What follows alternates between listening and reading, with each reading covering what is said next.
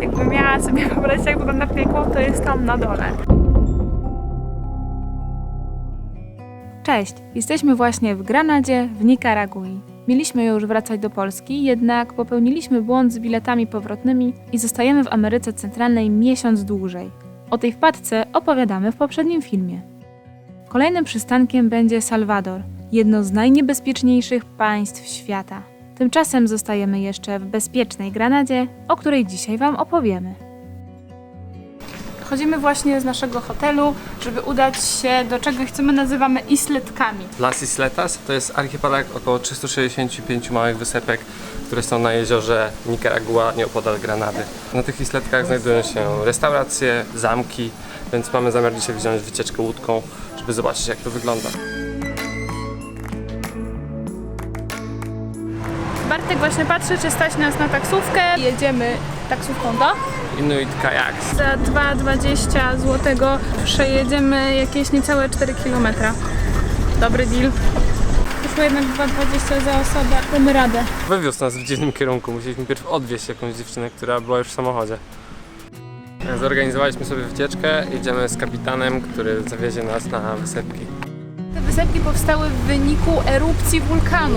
To jest tak naprawdę lawa, która zastygła i uformowała wysepki, na których zaczęły porastać rośliny. Nieliczne jeszcze wysepki są na sprzedaż, także jeżeli macie $1 milion amerykańskich, to warto się zastanowić, czy nie wydać ich właśnie w Nikaragui na własną prywatną wyspę.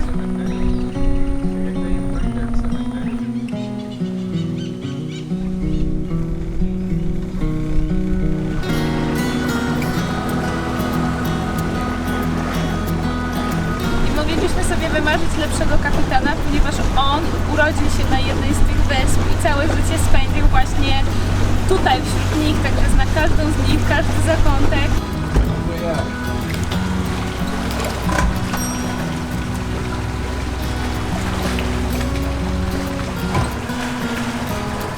A, tutaj.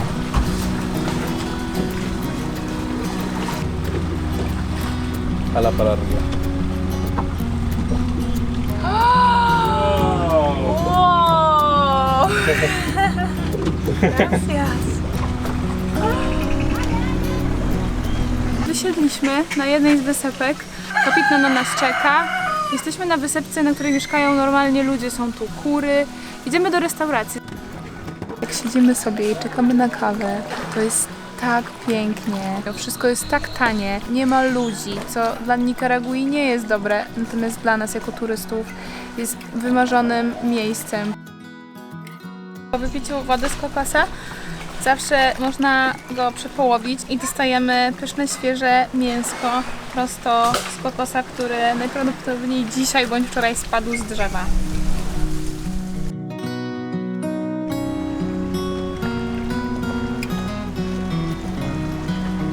Ciekawostki jeziorne. W tym jeziorze pływają rekiny. Tak, w jeziorze słodkowodnym pływają rekiny.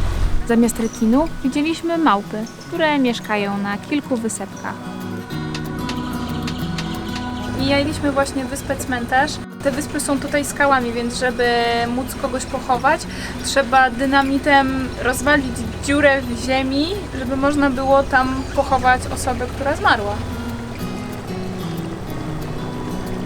Dopływamy już powoli do lądu. Tak więc jeżeli będziecie kiedyś w Granadzie, nie możecie, naprawdę nie możecie ominąć wysepek. Spróbujcie tylko zorganizować sobie to sami, ponieważ w hotelu cena wynosiła $30 za osobę, a myśmy sobie to zorganizowali za jakieś 7-8 za osobę. Wystarczy po prostu przyjść w miejsce, gdzie te łódki odpływają i ktoś was zaczepi, zaproponuje cenę i wtedy będziecie mieli indywidualne doświadczenie. Idziemy właśnie na naszą pierwszą nocną wycieczkę zorganizowaną. Idziemy Na wulkan Masaya będziemy wyruszać w nocy, tylko po to, żeby móc lepiej zobaczyć jezioro lawy.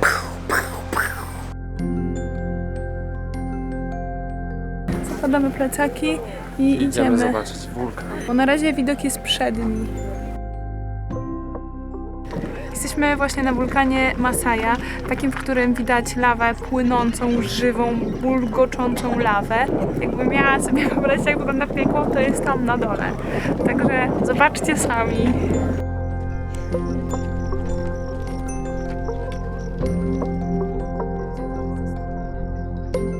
Niesamowite przeżycie zobaczyć taki wulkan, krater pełen lawy, taki kotłujący się płyn, który co chwilę zastyga i co chwilę nagle rozżarza się czerwonym kolorem. Antyczne ludy, które mieszkały właśnie na tych ziemiach, wierzyły, że trzeba ofiarować wulkanowi coś, żeby go uspokoić i były tutaj normalnie robione ofiary z ludzi. A za to Hiszpanie, gdy pierwszy raz tutaj przyjechali, stwierdzili, że to są bramy do piekła i postawili tutaj na brzegu wielki krzyż, który miał na celu wypędzić diabła. Po wizycie w wulkanie okazało się, że czeka nas jeszcze wizyta W muzeum. Muzeum jest ciekawym elementem zwiedzania wulkanu. Nie spędziliśmy tam jednak dużo czasu, ponieważ z samego rana opuszczamy Nikaraguę i jedziemy do Salwadoru.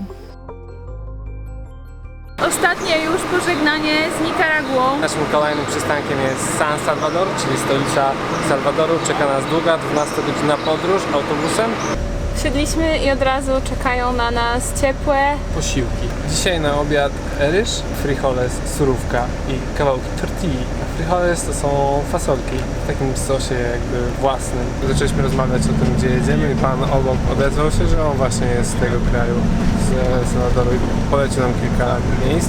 I powiedział, no niestety, że jest troszeczkę niebezpiecznie w niektórych miejscach. Ameryka Środkowa to jedno z najniebezpieczniejszych rejonów świata. O Salwadorze rządzonym przez gangi, narkotyki i przemoc opowiemy Wam już w kolejnym filmie. Subskrybuj, by go nie przegapić. Przyszedł czas nakręcić trochę dzisiejszego operatora. Łódką z naszym kapitanem. Dobra, wystarczy.